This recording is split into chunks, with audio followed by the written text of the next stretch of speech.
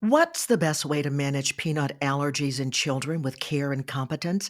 We get some answers from Dr. Mehek Mehta, an allergy and immunology specialist at Guthrie. She specializes in pediatric food allergies. This is Medical Minds, Conversations with Guthrie Experts, a podcast from the Guthrie Clinic. I'm Cheryl Martin. Delighted to have you on with us, Dr. Mehta. Thank you so much, Cheryl. I'm very excited to be here and to have the opportunity to share all the new things out there now for food allergy. Well, we are looking forward to hearing all about them. So, to start off, give us an overview of the current landscape regarding pediatric peanut allergies. Yeah, absolutely. I mean, I find it fascinating how much over just the last 4 or 5 years we've learned so much about food allergy. You may have learned that I think we've sort of flipped our guidelines. We used to, back in the 2000s, say that we shouldn't introduce peanut at all to our kids until they're 3 years of age or even at least 1 year of age. And guidelines have completely flipped. We're now saying that kiddos as young as 4 months should be getting peanuts. So I think that comes along with a lot of research that has been going on and a lot of new strides and understanding of the underlying immune system. So it's really exciting. I think we're heading in the direction of finally getting to the point of going beyond of, oh, well, you have a food allergy we need to avoid. I think we're at the point where what can we do more? Is there a way to prevent? Is there other therapies out there? So it's an exciting time. So, what are some key considerations parents should keep in mind? I think the biggest thing that I've been trying to get out there just because of the recent change of guidelines is early introduction of the major food allergens, and particularly peanut, has been shown to help prevent food allergy and peanut allergy. So that's my biggest thing I try to get through to families and parents is don't worry so much. If the kiddo's eating and drinking and they're ready to feed, then start with the major allergens. Peanut's totally fine to start with. And if there are questions, concerns, and that's what I'm here for. I'm happy to kind of help families get through that process as well. But really just to kind of early introduce things. So, you're saying parents should not automatically assume that the child may be allergic to peanuts, and so it's okay to feed them peanuts. Exactly. And we have peanut safe forms. There's the peanut butter where you can mix it in into their oatmeal, or even nowadays there's peanut powder. So as long as it's safe for their age. So coming away from the fear of peanut allergy and kind of moving towards actually early introduction so that our immune system can learn and register essentially the food to be a benign food as it is. I think the whole concept of food allergy developing comes along with abnormal responses to foods. So, how can we, in a critical time of the child's immune system, kind of help as much as we can with preventing food allergy?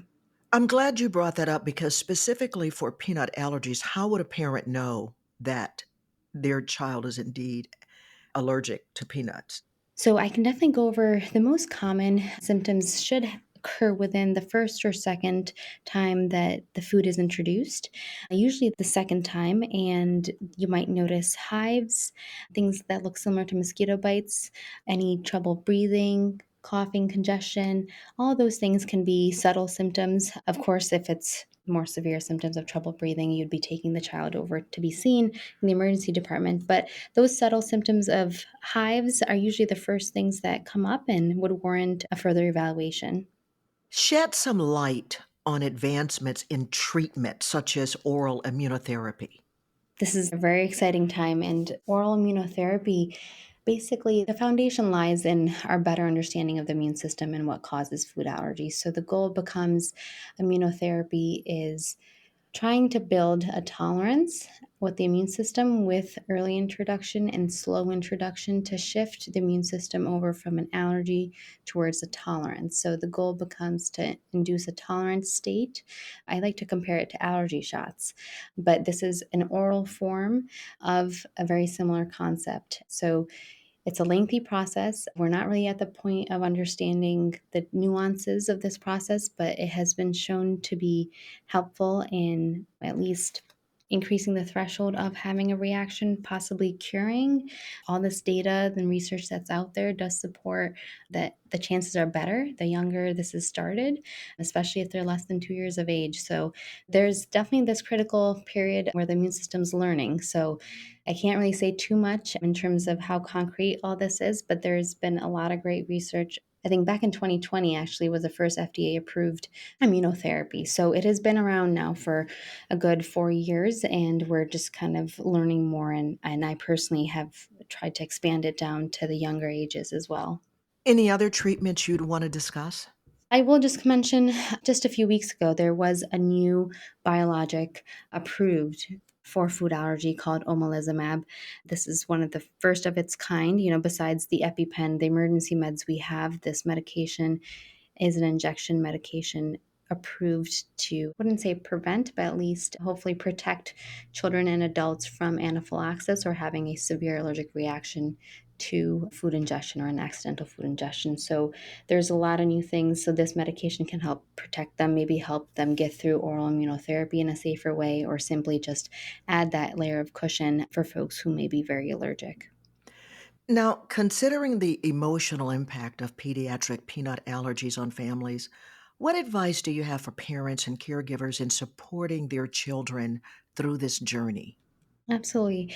Food allergy is very hard. It's very hard on our families, the patients, the kiddos, school, what they get to do, travel. So it has a huge impact on our lives. So the biggest thing that I like to talk about and convey is, as much as you can, try to learn about food allergy, learn about that food allergy that your child has. There is this network, FARE, that has a lot of great resources to learn more about it and to also at least normalize as much as you can their day to day. The actual rates of having a life threatening or fatal reaction to a food allergy are very low, down in the 0.2%. So it's very low, and it's even lower for children. So once we understand the prognosis and the true risk involved, I think that can help with, instead of living in this constant fear, understanding how we can be safe, but still allowing our children to be out there and explore in a safe way. So, along those lines, I will mention one last thing about really advocating in our schools, advocating for our children in terms of just them being able to have that normal experience. I think because of the shift of guidelines, learning that kids should be able to eat next to other folks who may have food allergies, there does not need to be that same type of fear after we've learned so much. So I think ask questions, advocate, and be prepared. If things do happen, be prepared to treat them and things will be okay. Now, what about preventing peanut allergies in children? Is this possible? So it's hard to say. I would say simple answer is yes, there is some hope and possibility. I think the biggest thing that helps us get to that point is this very large research study that was done. It was a LEAP trial, and it showed that prevention was possible. And that sort of takes me back to that early introduction I was talking about. That was the biggest thing that really did help prevent the development of peanut allergy, was if we were able to introduce things early. Of course, there are many factors that play a role in food allergy, from family history, genetics, other atopic and allergy conditions that can affect our risk in developing food allergy. But in the end, it's a complicated question, but I will say there's some that we can do to help prevent as much as we can. Okay, and the main thing is to introduce peanuts at an early age. Correct. Yeah, I feel like that would be the biggest takeaway is, the earlier you can get the major food allergens into the diet, the earliest we can have the immune system see them, the best. And once again, you say as early as infancy. Yeah, yeah, exactly. So if the infant is ready to eat around 4 months, they can go ahead and get it that early. So 4 to 6 months of age is totally safe for them to move forward with food introduction and allergen introduction.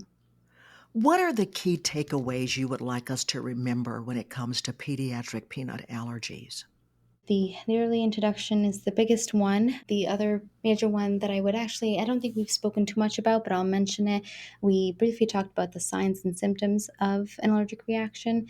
Food allergy does not seem to be associated with eczema as strongly as we used to think. So, if there are questions, concerns about an allergic reaction, always seek out an evaluation rather than avoiding completely the food, as that can go along the lines of potentially contributing to a food allergy developing. So, a lengthy period of avoidance, food avoidance, can sometimes put us at risk of developing the food allergy. So, it sort of ties in that introduce early, let the immune system see it, keep it in the diet somewhat regularly. And if there are concerns, then seek out help and we can sort of be there to work through things together. Dr. Mehta, thanks so much for sharing some great information on this important topic. Good information. Thanks. Yeah, thank you so much for having me. To learn more, visit guthrie.org/allergy. If you found this podcast helpful, please share it on your social media and be sure to check out the entire podcast library for other topics of interest to you. This is Medical Minds, Conversations with Guthrie Experts, a podcast from the Guthrie Clinic. Thanks for listening.